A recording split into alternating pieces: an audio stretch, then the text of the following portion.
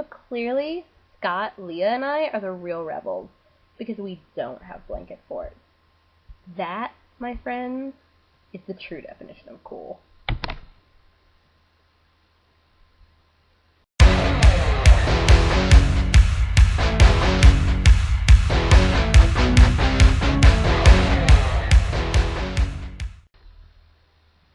Hey guys, Cody here. No blanket fort, but I have a legit excuse.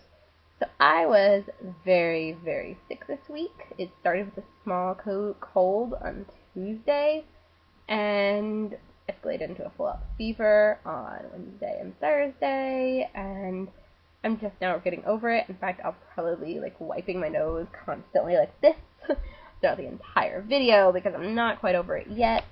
Anyway, because I was sick and in bed and my roommate was taking such good care of me, I didn't have time to figure out how to erect a blanket fort in my dorm room yet, so we'll have to wait next month. But I feel better because Scott and Leah did it first, so I'm not the only rule breaker. We're real rebels. So yeah. So this week we're talking about the hardest scenes to write, and it took me, well, I was going to say it took me a while to think about it, but that'd be a lie. It really didn't take me a while to think about it at all. I know exactly what are the hardest scenes to write. I wrote 3 novels last year, and each and every one of them, near the end, had an emotional, confrontational dialogue theme. And with all of them, it was with the family. Yeah. So, confrontational dialogue between the 2 main characters, easy. Confrontational between the family members, painful. I'm great with dialogue. Dialogue's my strong suit. I love witty banter, especially. When the dialogue gets emotional, it's really hard. Like I said, I can do it with the 2 main characters as teenagers, but the minute it gets between family members, it's painful. And with all 3 of the novels I wrote last year, each of them had a painful parent scene, because all of my books have some sort of storyline with the family, obviously, and that's a big part when you're a teenager, stuff with your family, and things do get emotional, but doing emotional scenes with family members is really hard for me.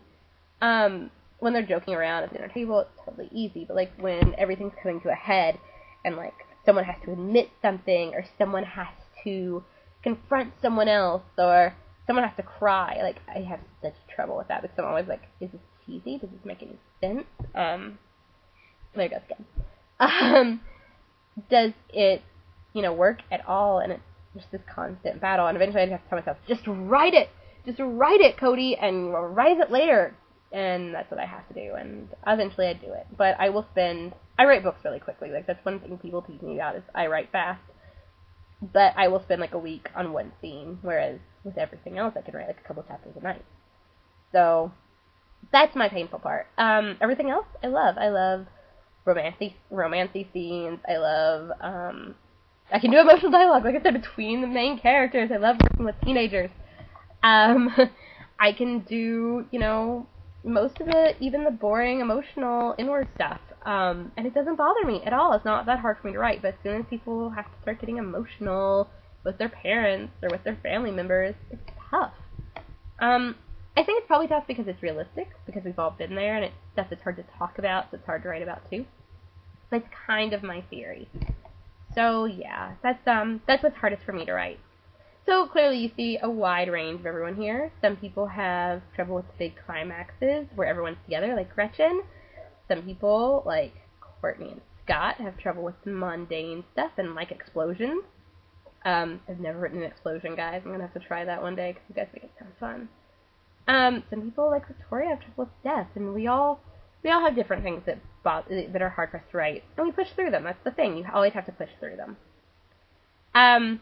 Also, just gotta say, big congratulations to Leah. Love you. So proud of you. I'm so excited for your book.